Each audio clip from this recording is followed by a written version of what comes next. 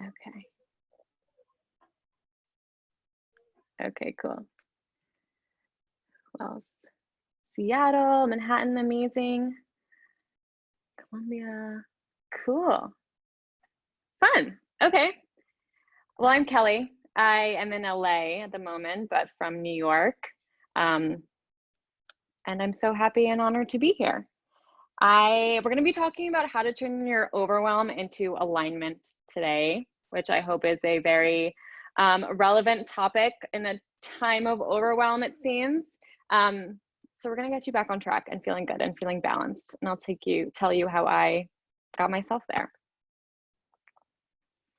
So a little bit more about me. I am a Capricorn stellium. That means anything to you. It just means I have 4 planets in my chart in Capricorn. I promise this is not a woo presentation at all, but I just relate to this a lot. I'm like the most Capricorn for good or for bad.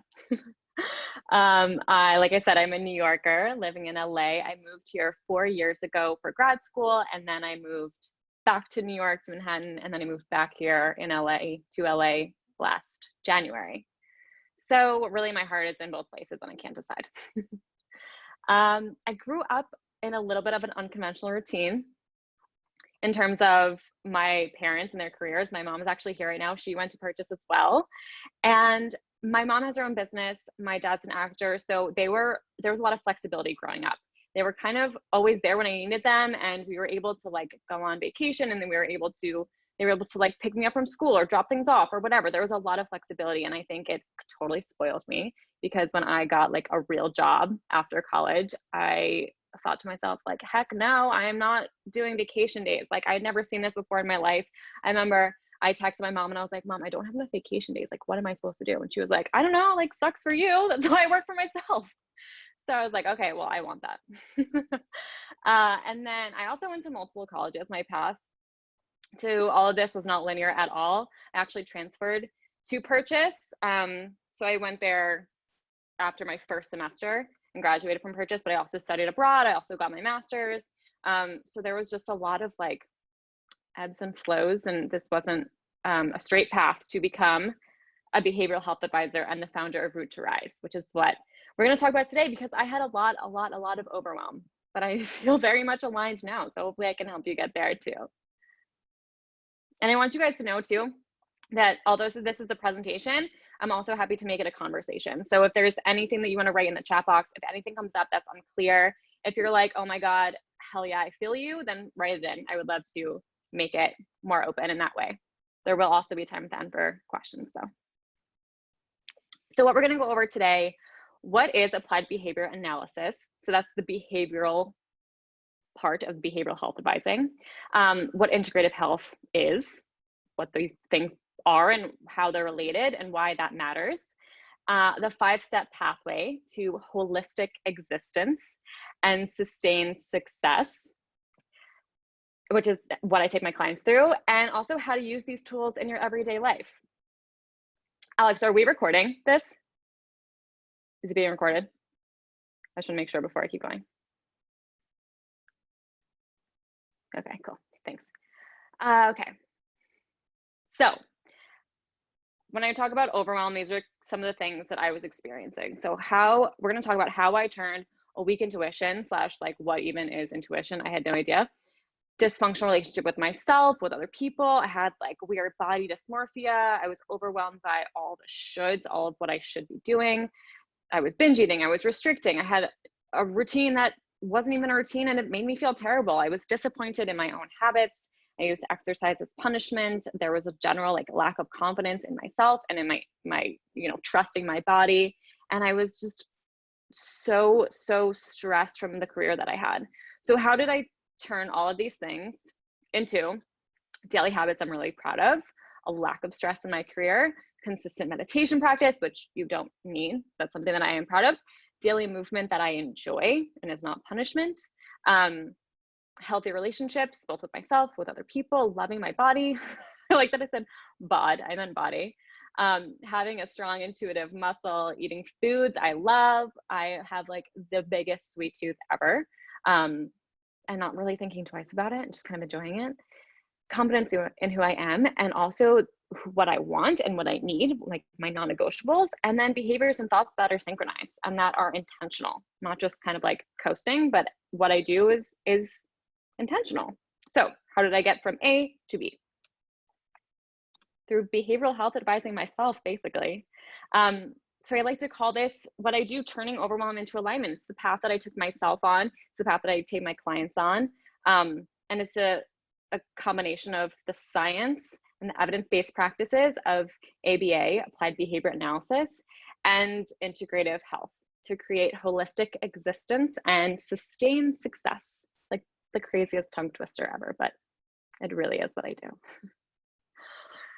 So applied behavior analysis, if you're not familiar with ABA, that's perfectly fair. It's an extremely niche sector. But basically it's just how behavior works, how our environment affects behavior, and how behavior is learned. So I got into this through working with kids with autism. When I was at Purchase, I got a job working with a little boy with autism, and I really had no idea what I was doing at all. But they were like, hey, come on board. And their therapist taught me, and I was fascinated. And that's how I ended up in LA with my master's in ABA. But I realized that all of this behavior work that I was doing could be applied to health and habits, because that was always something that I was really passionate about, was health. I was very healthy. I was very active. I was brought up, with like carrot sticks for snacks instead of Dunkaroos, which I'm grateful for now, but hated then. But then I totally lost myself. When I was going through my certification to become an integrative health coach post-masters, I lost myself. I was so confused. This is when all that overwhelm came in. There were so many shoulds, conflicting research. I became totally out of touch with my body. And this was all, just completely overwhelming. I lost touch with myself, and I was like, I need to get back on track with the things that I know, my education, strengthen my intuition. How do I do that? So like I said, ABA is the sciencey part of all that. Just a little bit quick, brief background. You might have heard of Skinner, of Pavlov. Skinner created operant conditioning. So that's focusing on what happens after a behavior. And then Pavlov focused on classical conditioning, which is, like Pavlov's dog. So an involuntary, unconscious, conditioned response, which you can kind of start to see like how that can play with habits, especially healthy habits. So integrative health, on the other side, is, I like to think of it as the state of well-being in your mind, body, and spirit. And this visual is what all of these, the different pieces of the health puzzle, like that's how I like to think about it. So your career, the food you eat, mindfulness, movement, sleep, relationships, all of these things are pieces of the puzzle. When one is out of whack, it affects the next one, right? When you get, a bad night's sleep, it might affect your food the next day, and you feel like you're craving more sugar. You want like the fast release of the sugars for energy. Mindfulness could affect a lack of stress in your career or more stress in your career. They're all very intertwined. So the perfect blend of how I got myself from A to B was ABA and integrative health, and really getting to the root of my own behavior to rise into my highest, truest self, the me that felt most aligned. So merging these two has a lot of different applications. It can pretty much be applied to every aspect of that health puzzle: meditation, overeating, goal setting, stress, sports achievement. There's a ton of research there. Skill generalization and skill acquisition, morning, evening routines, learning new skills. Like I said, skill acquisition, exercise consistency. So these are some specifics, but obviously there's a lot of applications here. So the 5-step path. Like I said, this is kind of subconsciously the path that I took myself through. It's also the path I take my clients through. It's the path that my course goes through. So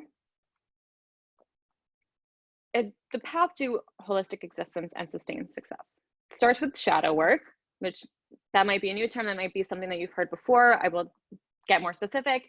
So shadow work, foundational work, then skill acquisition. So learning new things, maybe learning like new vocabulary, learning new things that you can start to then integrate into your daily life. We'll teach you some things that you can integrate starting now. sustainability then, how do we make these things and these changes that we've done last? That is what I'm all about, sustainability. And that takes focusing a little bit on your future self and then ongoing support as well. So let's dive into all 5. So shadow and foundation. Until you make the unconscious conscious, it will direct your life and you will call it fate. I saw this and I was like, damn, okay. So basically I would be remiss to not talk about thoughts, thought patterns, and covert behaviors, right? Because part of the reason why I was kind of like iffy about ABA was because it only focuses on measurable, observable behaviors. But what about our thoughts? And what about our beliefs? And what about all the internal stuff, right? That's covert behaviors. And obviously covert behaviors affect overt behaviors, the overt behaviors being the behaviors that we can see and that we can measure. So we can't really get to the truest, highest self without uncovering all that subconscious stuff, right?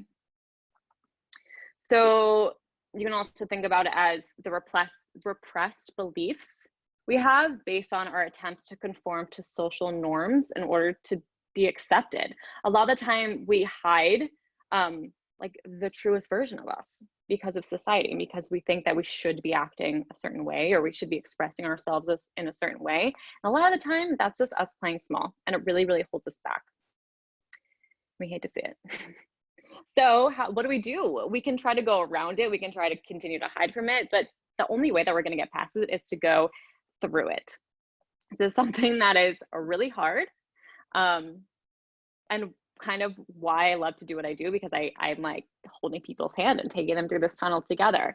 But that's not to say that you can't do it on your own either. But the point is, we're not band-aiding. We're getting to the root. That is why my business is called Root to Rise. We are getting to the root of the problem, no band-aids here. And you can start by asking yourself, how are you playing small? How are you standing in your own way?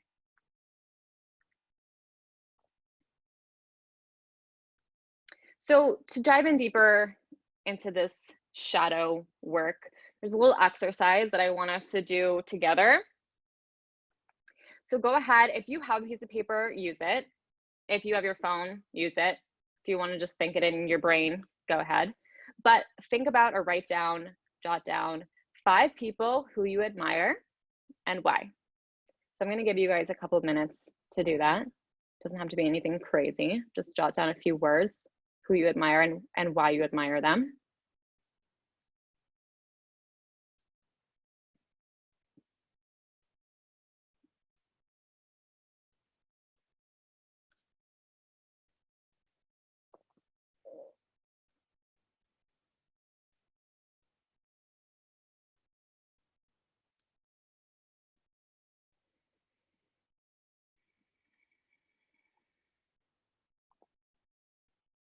And then I want you to write down 5 people that bother you and why they bother you.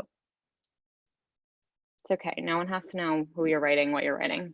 You can rip this up after.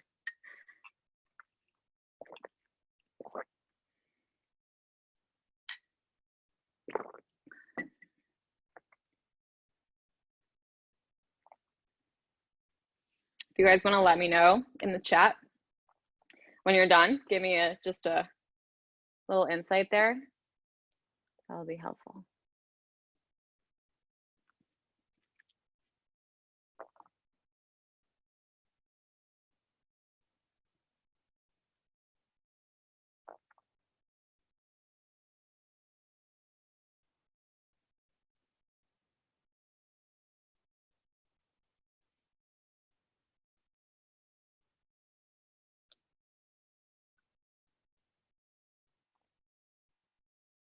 You guys can also, if you know how to do a little reaction, in Zoom, you can give me a thumbs up when you're done, if you know how to do that. Cool, cool. Okay, great. Sarah's done. Okay. Okay, cool. So this is an interesting thing, because the people that you admire and why you admire them are probably traits that you have in yourself that you want to let free. And you admire that person because you're like, damn, I really respect that they're able to be like that. I really love that about them. And I wish that I could do that too. Or I wish that I could like let that piece crack open from inside me. For me, when I see people, some of the people that I admire most are super outgoing. And I'm like, oh, I love that about them, because don't feel like I'm outgoing, but deep down, I'm like, I know I can set that part of me free. Same thing with what bothers you. If you look and you see like whoever you wrote down, whatever you wrote down, those might be some of the things that are in you that you're like, oh, I feel icky about this thing. So I don't like to see them reflected, right? So I like this exercise, take away from this what you will, but I like it because you can't really change your behaviors without this shadow awareness, right? Because these admirations and these like limiting beliefs and things that hold us back, it makes us part of who we are. It's important for us to know. And so often we want to I can't see you, right? But we need the awareness. It's the only way our behavior is going to change if we're aware. So when you begin to dig into that shadow and open your line of communication with it, as yucky and as uncomfortable as it might feel in the beginning, you're really opening up a conversation to the truest version of yourself. And I like to think about it, as corny as this sounds, speaking your soul's language. A lot of the time we're speaking this language with a very surface level version of ourselves. It's kind of like society's accepted version. But when you crack open that shadow, you're able to speak your language of your soul. It's really powerful. And if you were interested, this is like kind of all I'm going to say on shadow work, because obviously this is a big topic we could go down, but there is a book that I would recommend. It's called The Dark Side of Light Chasers. And that's a great book to dive in deeper on this. So moving on, same first step, but this is about the foundational piece, right? And the clarity. So I take my clients through goal setting, and goal setting to me sounds like the most boring thing ever. So I made this fun acronym called ROSE goals. Rose is also my middle name. Kind of intentional, kind of accidental. But ROSE stands for reason, obstacles, steps, and emotions. So I want to take you guys through it, because having a behavior in mind that you want to change for the rest of this presentation will be really helpful. So if you are down to play, then think of a goal that you have in mind right now, and then we'll go through this together. So it could be, I want to exercise more. It could be, I want to wake up earlier. I want to cook more at home. It could be, if you need some help, think about the pieces of the health puzzle. What else? Could be, I want to start meditating. I don't want my things to influence you. So pick what your heart's telling you. Strengthen that intuitive muscle. And then again, you can give me a thumbs up when you have a goal in mind that we can kind of carry through here. Sarah's got her goal. Okay, Camilla. Cool. Great. Okay, so have your goal in mind, write it down. And now I want you to write down the reason why this goal matters to you. Why do you want to achieve this goal? We always hear about like, find your why. It's for a good reason. It actually is important. So find the reason. Is it because you saw on Facebook that someone else was doing it and they had great results? Is it because you read some research articles, because you saw something in the news, because you heard on a podcast? Is it because you've done it before and it felt really good? Maybe you're like, I know I want to meditate. I've done it before. I felt amazing doing it, but I can't get it to stick. Write it down. Why is this important to you?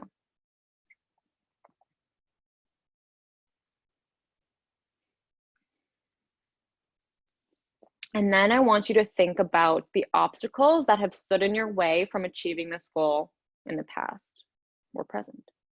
Why hasn't this been achieved yet? Is it because you don't know like the first thing in working out? Are you like, I really want to work out, but I don't know how. Like, I don't even know like where to start. Or like, I really should join a gym. You don't have to work out. You don't have to belong to a gym to work out. I don't belong to a gym. But maybe that's something that you're like, I really want to join a gym. Sure, go ahead. But just think about the obstacles. Get clear on that, because we want to continue this thread of awareness, right? And knowing, how do we get ahead of these obstacles? Bring awareness to them so now we can get ahead of them.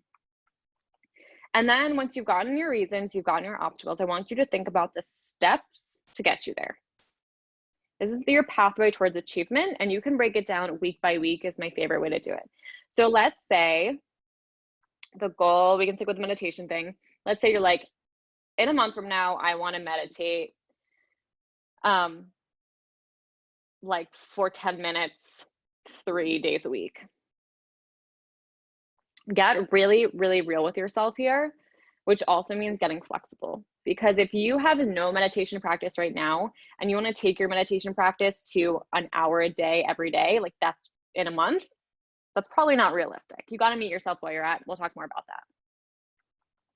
But for now, think about like, you know, a month from now, 2 months from now, 3 months from now, where you want to be, and break it down into smaller steps. Eventually getting to like, what can I do this next week? Maybe I just like asked Kelley for a guided meditation app. My favorite is called Waking Up. I can send you a free month if you want it. And that's like your check. I did that this week. Maybe like, I'm going to start with 1 minute for three times this week. Whatever, you guys get it.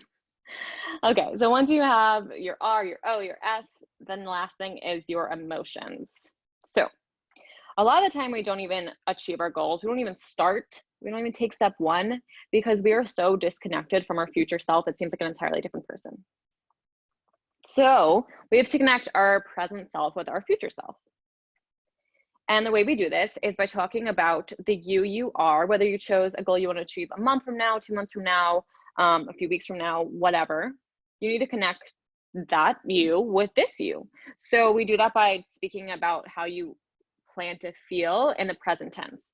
So for example, with the meditation one, I would say meditating, let's say my goal, whatever, meditating 10 minutes, 4 to 5 times a week makes me feel so grounded. It gives me space and clarity. It makes me feel like I'm showing up for myself, for my partner. It leads to a more mindful morning and therefore a more mindful day. Makes me feel confident, makes me feel empowered, it makes me feel calm, it makes me feel stress-free. So jot down the emotions and word them in the present tense.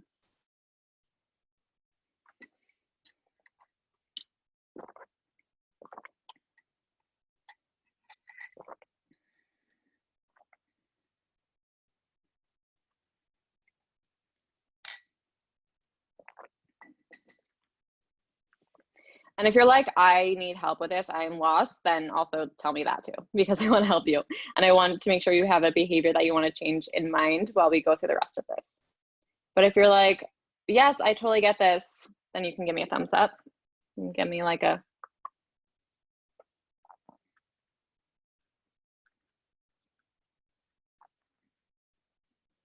thanks, Laura.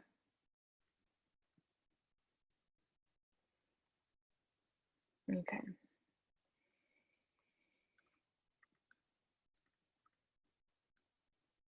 Are we ready to move on?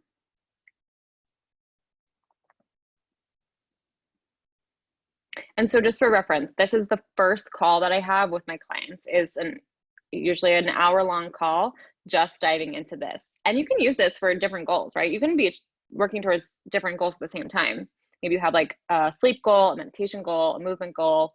That's fine. So we just dive in really deep, and then each session after we build on that foundation, which is why I call this the foundation step. Okay. So now that we have this clarity, these steps, maybe hopefully already a little less overwhelm, then we do some skill acquisition, learning some new skills. So like I said, ABA, you might have never heard of this before. You might have never taken a purchase psychology class. That was my major. You might have never done anything with behavior before at all. Maybe you were super business space and you're like, my brain can't even go there. I hear you, but I want to give you the tools in your toolkit to have a little bit of knowledge around that because it affects all of us. We all have behaviors. So again, two sides, right? The behavior, the intuition. So let's talk about the behavior. Thinking about behavior in terms of the ABCs of behavior change can be really helpful. So the A being the antecedent, the B being your behavior, and the C being a consequence. So A, you can also think as the antecedent as a stimulus, and you can also think as the consequence as punishment or reinforcing. So with my meditation thing, maybe the antecedent for me is like, I'll tell you, like when I meditate in the morning, I need to make sure that I have like my meditation app. I need to know what I'm doing. Like I don't just meditate by myself. I listen to a guided meditation. I think that's really helpful for me. I make my bed first and I literally like plop out of bed, roll out of bed in my pajamas, straighten it up a little bit, sit down at the floor of my bed and put on a guided meditation and then do it. So that's what's happening right before. So then my behavior is to meditate for like 7 to 10 minutes. And then my consequence is that I feel way more calm, and that's reinforcing. And an indicator of a behavior being reinforcing is that you continue to do it. If it's punishing, then you're not likely to do it. It decreases the behavior. So reinforcement increases, punishment decreases. And you can use this for a lot of things. You can also use it with behaviors that you feel really icky about, and we'll talk about that too. So then on the other side, strengthening your intuition really is about stopping shoulding. So I like to say, like, stop shoulding all over yourself. There's so much should, and it's so overwhelming. It's like, I should be meditating. I'm sorry if I contribute to that. I'm just giving this example.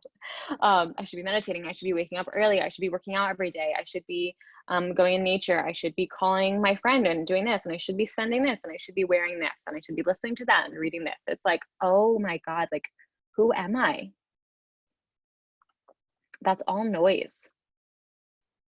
So we need to stop. We need to stop, and we need to recognize that everybody is different. So if you heard that paleo worked great for your friend, Kathy, doesn't mean it's going to work great for you. Or if you heard that, you're hearing that I have a meditation practice, I only started this meditation practice a few months ago. I actually took a meditation class at Purchase. We went on a meditation retreat for the weekend, and I was like, oh, I'm definitely going to meditate now every day. No. But I would beat myself up about it because I was like, well, I know that I'm supposed to be doing it, and this person doesn't, and they have great results, and the research is there, and yada, yada, but I wasn't at a place internally to get there. And I didn't really want it bad enough. I just was shoulding. So identify what really feels aligned for you and what feels like a should.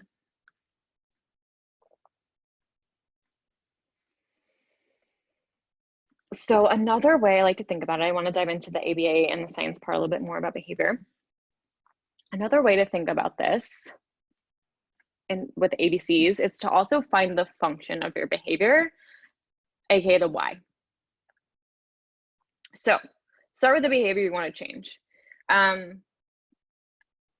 Whatever behavior you have in mind that you wrote down, like your goal, there's a behavior there, right? There's behavior behind that goal. If your behavior is, or if your goal is like, I want to work out more consistently, what's the behavior on the other side of that? You're doing something that's not working out, right? Why? What's the function? And this is a big part of getting to the root of behavior, is why is this happening? What is the function of the behavior? And again, what's happening immediately after? Is it reinforcing? Is it punishment? No band-aiding here. So this is just the skill acquisition. This is just getting familiar with some new vocabulary, right? Antecedent, function, target behavior, that's what you want to change. And then how do we integrate it? So for example, food is a big one. It was a really big one for me. So this is an example that's near and dear to my heart, but consuming mindfully, right? we're going to bridge a few of these different things. So the flexibility and the planning, and when you're getting really clear on your goals and what you want to do, and also strengthening your intuition about like the should and the noise and what feels good for me. Wrapping all that up into this, the integration. So start with one meal for this example. Let's say you are overeating and you're like, I want to eat more mindfully. Maybe that's your goal. Maybe you didn't articulate it that way, but maybe that's the foundation of it. Start where you're at, choose one meal. It could be breakfast, it could be dinner, it could be lunch, whatever makes sense for you, and eliminate distractions. So you're not watching TV, you're not scrolling Instagram, you're not necessarily on the phone, you're not like reading an article, you are just sitting there with your food. And that sounds so cringy and hard and lonely for you. I hear you, but just try one meal, one time. And then stay present. So how I like to do this is a little 3-step formula. Very basic, very doable. You can do it anywhere. So first things first is take a breath. So you're sitting, you have your meal, right? You made your lunch. You sit down at the table with it. First of all, sit down. I used to always stand, and my dad would be like, Kelly Rose, sit down. I'd be like, why? It doesn't matter. Who cares? It does matter. Sit. And then take a breath. So you're sitting, you have your food. Now you've already grounded yourself a bit further into the present moment. You're here, you've taken a breath, probably feels really good. If you want to take a breath now, that felt great, so I encourage it. And then express some gratitude. You could say, I am so grateful for this meal. I am so grateful that I was able to go to the farmer's market and get it. I'm so grateful that my boyfriend made it. I'm so grateful that the Postmates guy delivered it. I'm so grateful to be able to sit at my desk with no distractions. Whatever comes up for you. Again, this is further rooting you into the present moment, connecting both with yourself, with your meal, with this time. It's creating space in your day. And then the last step is to chew. Again, seems obvious, but how many times have you scarfed your food down and then you finish it and you're like, oh, wait, I want more. I'm so hungry. Or like, what? I didn't even realize that I finished it. We eat so fast. Our culture is just go, go, go, go, go. I can tell you how many meals I've scarfed down. So chew your food, taste your food. This is going to be a little bit easier now that you've taken the breath, you've expressed the gratitude. You're going to probably want to chew your food.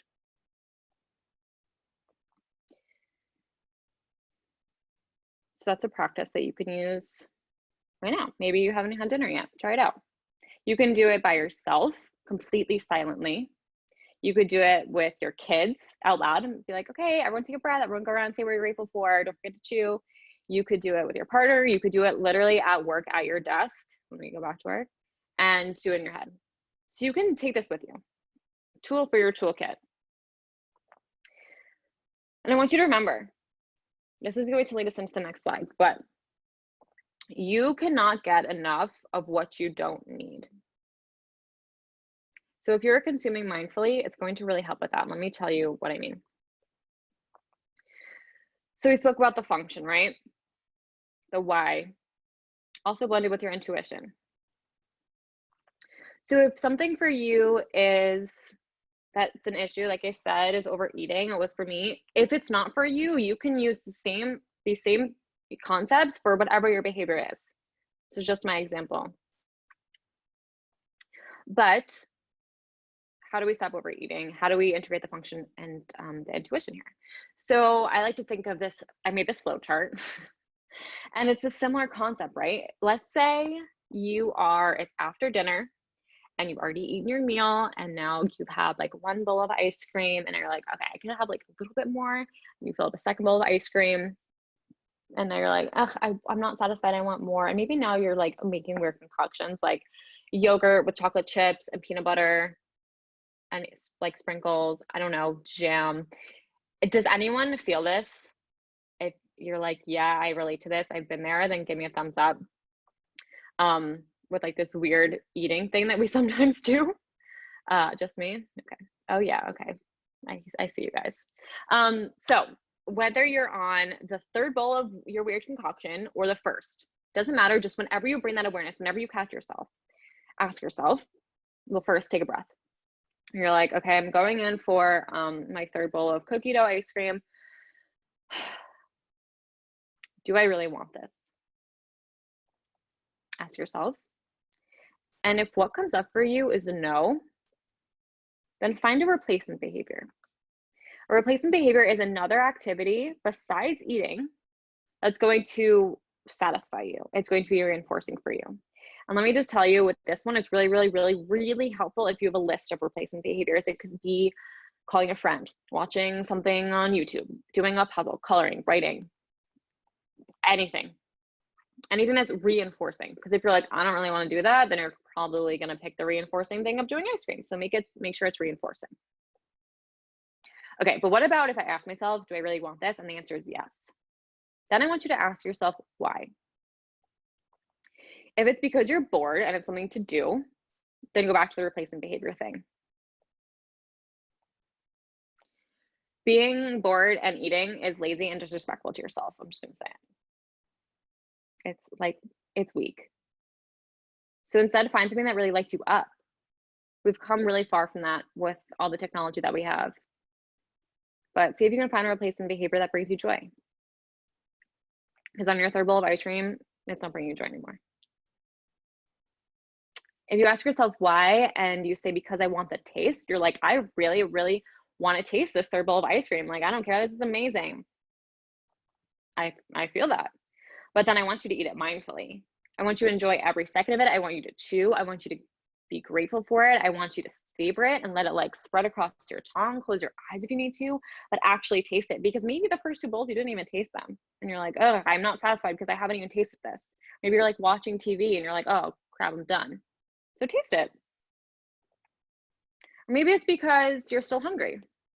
That's very fair. Perhaps during the day you weren't eating the most balanced meals. Maybe your dinner lacked some integral nutrients. So eat something protein rich instead to satisfy your biological and hormonal needs. If you want to eat more, and you need it on a biological level, then do it. Make sure you're eating to set yourself up for success throughout the day in a way that's balanced. And can go on, this is like a totally different topic, but I'll give you guys just something to think about now. Protein, fat, and fiber are your three things to turn hunger hormones off and to satisfy your hormonal and biological needs. So think about protein, fat, and fiber. Does this make sense? Feel free to take a picture of this. This is something that you struggle with. Any questions so far? You guys good?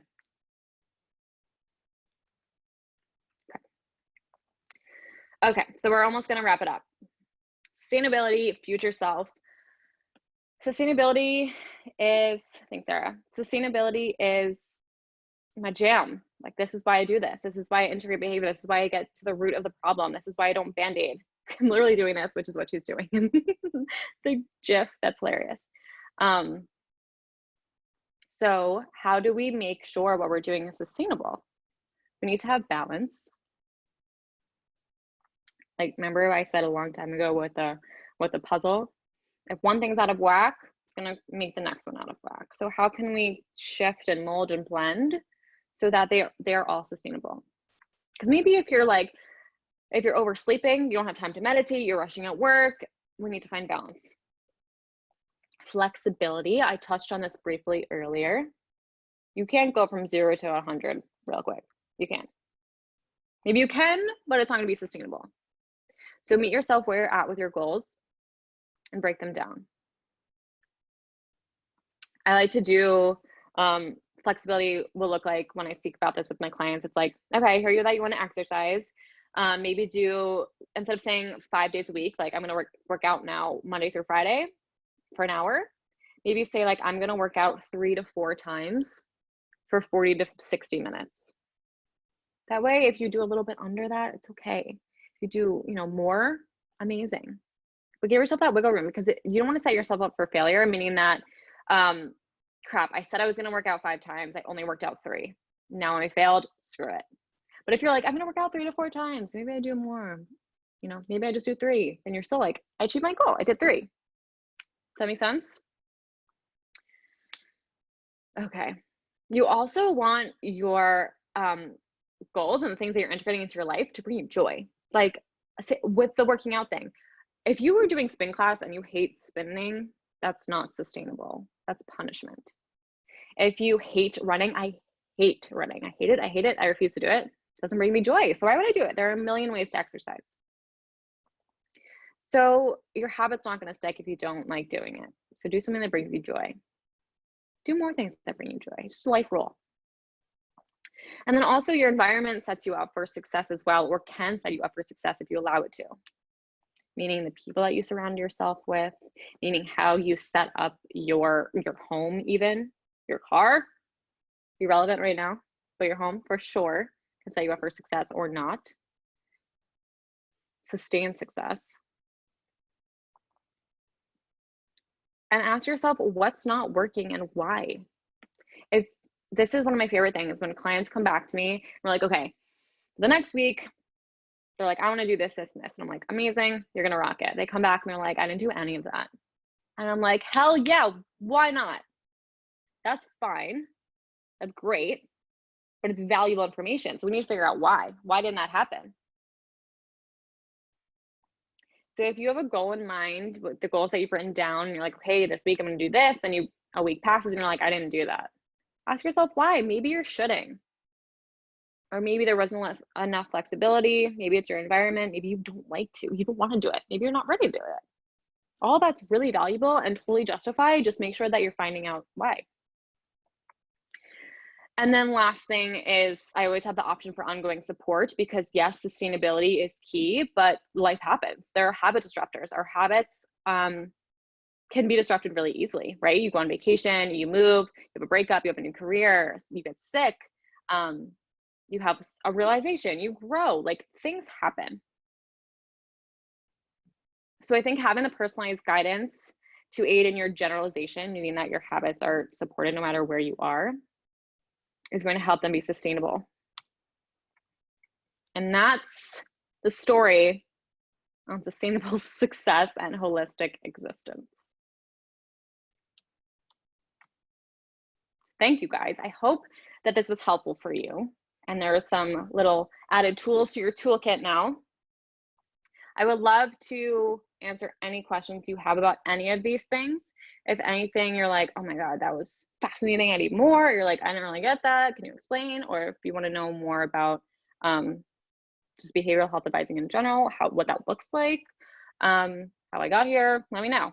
I would love to open it up, and even better if you want to turn on your video or audio, just audio, and chat that way, or you can write it in the chat box, but I'm here for you.